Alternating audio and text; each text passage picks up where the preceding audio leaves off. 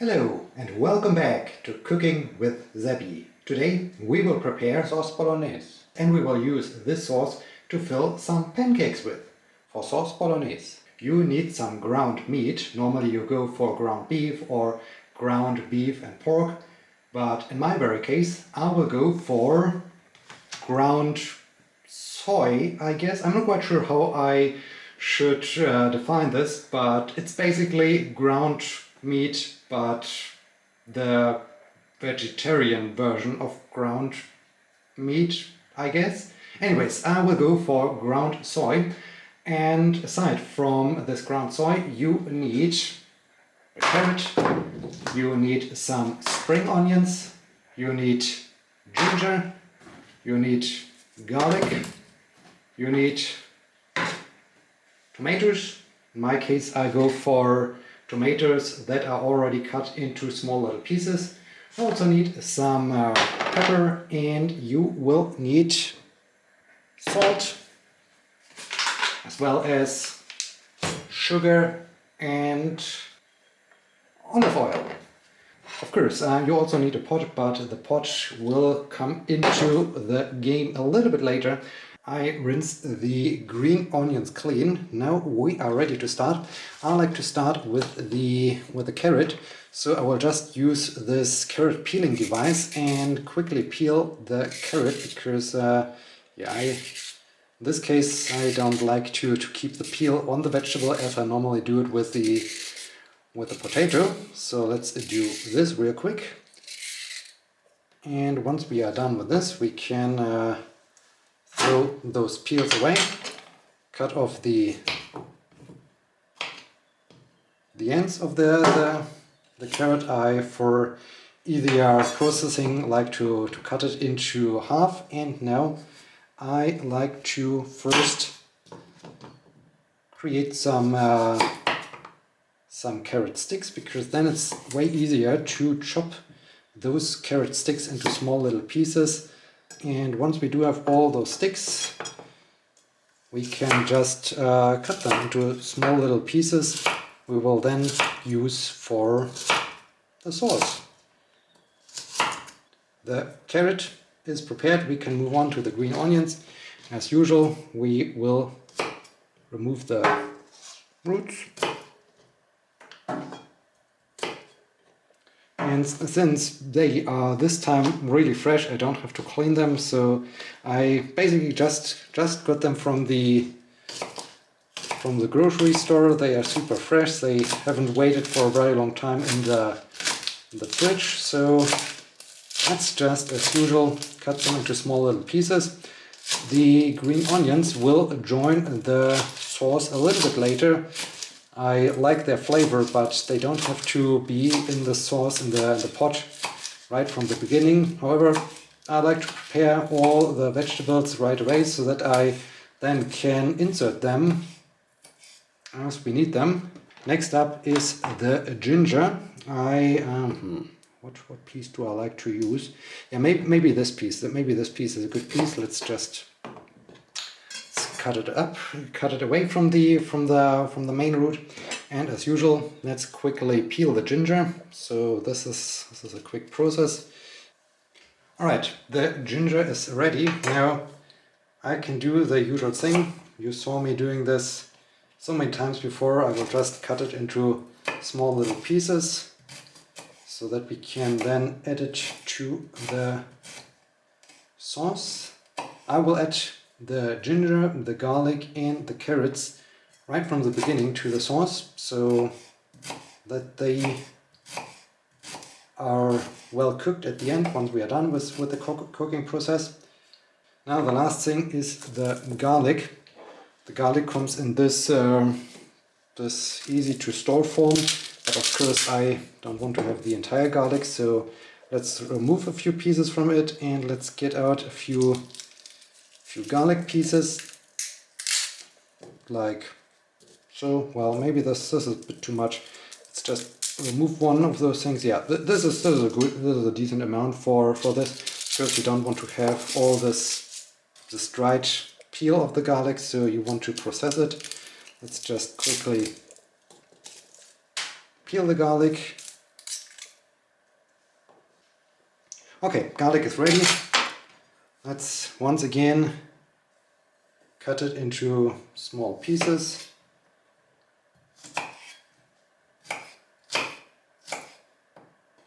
We have processed all the vegetables. Now it's time to get the cooking pot going. So I guess I do have to do some rearrangements and then we are ready to go. So we are ready to go. Let's start the stove. Maximum power as usual. And I will right away add some olive oil. I will add a generous amount of olive oil to the pot.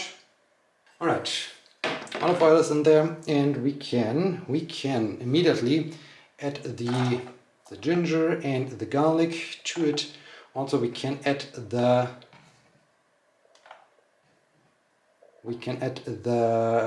carrot pieces to it. Let me do this real quick.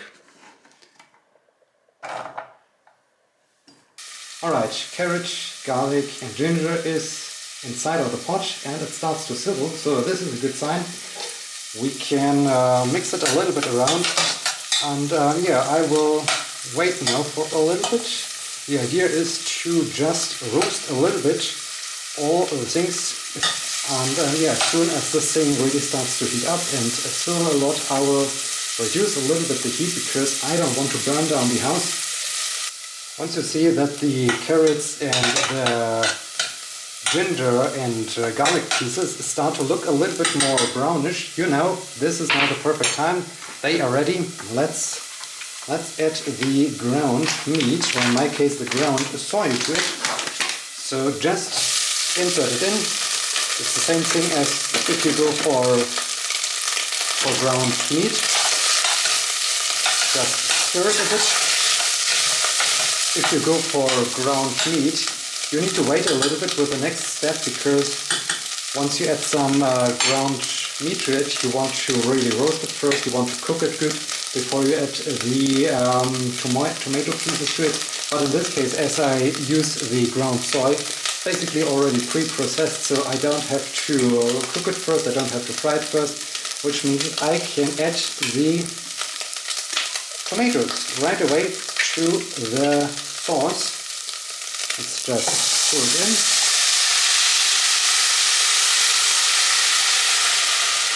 Very nice. Since we need some more liquid anyways, I will use some water to rinse the can a little bit clean, to get all the tomato pieces into the sauce. Let's stir it around a bit. Very nice. And yeah, as soon as it starts boiling, I will reduce the heat. And now we can already go to the step of adding the rest of the vegetables, which means adding the spring onions. So let's just add all the spring onions and the remaining pieces of the carrot to it, and stir it around. And yeah, at this stage, once you have inserted all the ingredients, you can also go for the seasonings. So I think for this spot I will use a teaspoon of salt. I will also use, oh, there's some more rogue spring onion. I will use some black pepper, like this. And you might wonder, but yes, I will add some sugar to it, because the tomatoes are a little bit sour, and if you add some sugar to tomato-based sauces or anything that is tomato-based, you will reduce a little bit the sour taste of tomatoes and make it more of a, well, it's not really a sweet sauce, but it, to my feeling, just tastes better.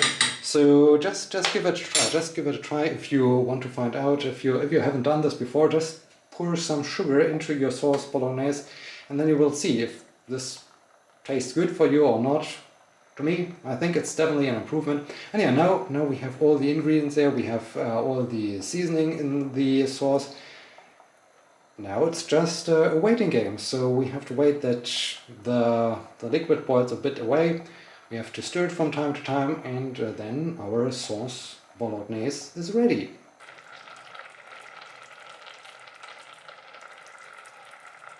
As you can see, most of the water has boiled away, so the sauce is ready. This is fantastic, this is great. It smells so good, it is just fantastic. I can now cut the heat. I will just let it sit there for a little bit while I prepare the pancakes. We already discussed pancakes before, so I can now really speed up the cooking process and yeah, quickly cook some pancakes. Pot, flour, oat milk,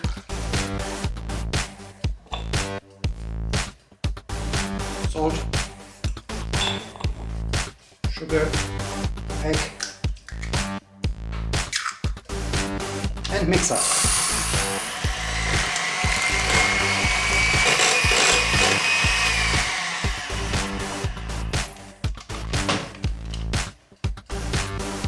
Insert dough into frying pan.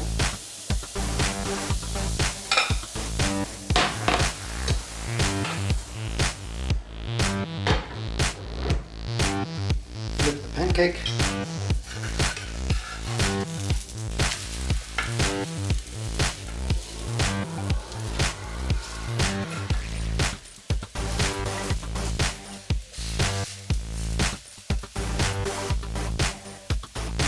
And put pancake on the plate.